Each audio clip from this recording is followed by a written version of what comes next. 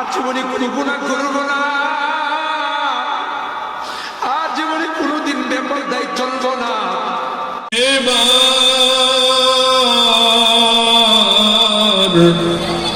দয়া করে আমাদের ডাকে সাড়া দাও তুমি একবার।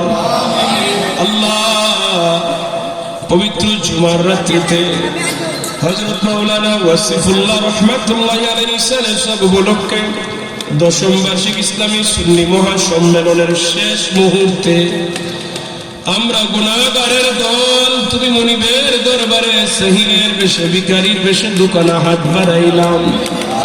আল্লাহ এই মাহফিলকে কবুল করে নাও, তোমার বান্দার দরজাতে বুলন্দ করে দাও।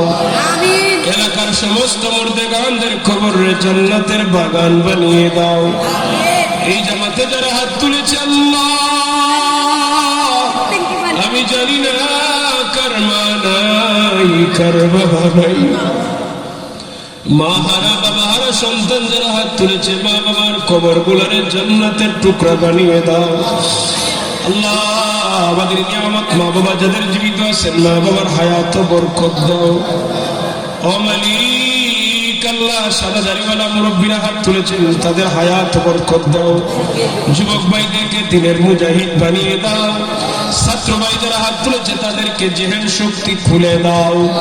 আমাদের মধ্যে যত বেমারি আছে শিফা করে দাও। আল্লাহ, সমস্ত বিশ্বের সমস্ত মুসলমানদেরকে মাফ করে দাও। আয় আল্লাহ, গাজার মুসলমানদের প্রতি দয়া করো, গাজার মুসলমানদেরকে সাহায্য করো।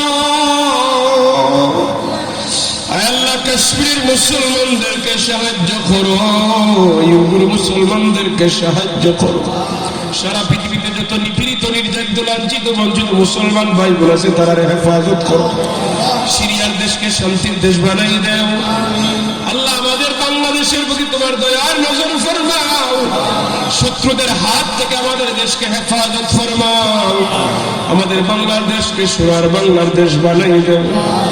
আল্লাহ, তুমি আমরা সবাইরে হেদায়েত দান করো, আমরা সবাইরে নামাজি বানিয়ে দাও, দিনদার বানাই দাও। মা বোনেরা পর্দার অন্তরাল থেকে হাত তুলেছে, তাদেরকে আবেদা সালেহা বানিয়ে দাও। আল্লাহ, এলাকার অনেক প্রবাসী ভাইয়েরা প্রবাস জীবনে করে কষ্ট করে জীবন যাপন করতেছে, তাদের জীবনকে সহজ করে দাও। এই মাহফিল আয়োজন করতে গিয়ে দেশ বিদেশ থেকে যে যেভাবে সাহায্য করেছেন সকলের সাহায্যের কবুল করে নাও। আগামী বছর যেন আরো সুন্দরভাবে আয়োজন করতে পারে তাদেরকে তৌফিক দাও। এই বছরের মাহফিলের সবকিছুরে কবুল করে নাও।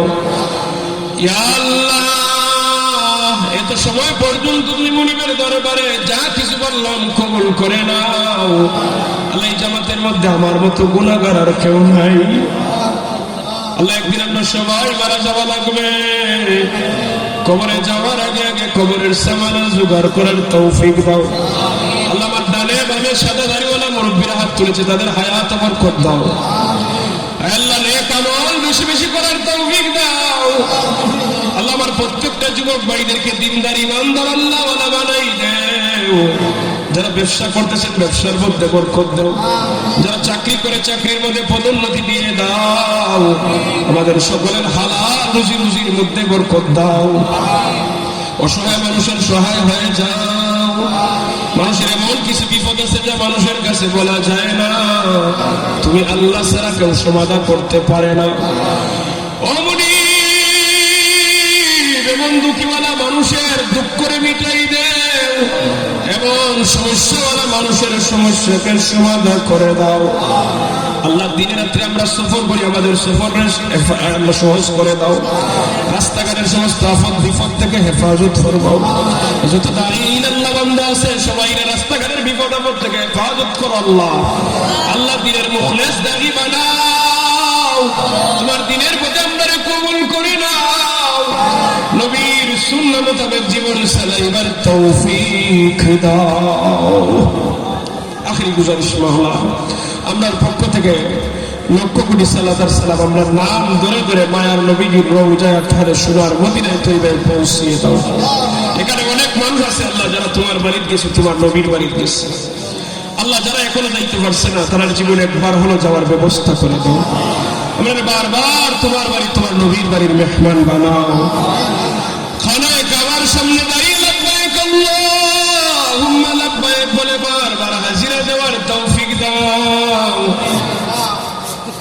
নবীজির রওজা মুবারকের সামনে দাঁড়িয়ে আসসালাতু ওয়াসসালামু আলাইকা ইয়া রাসূলুল্লাহ বলে সালাম দেওয়ার তৌফিক দাও।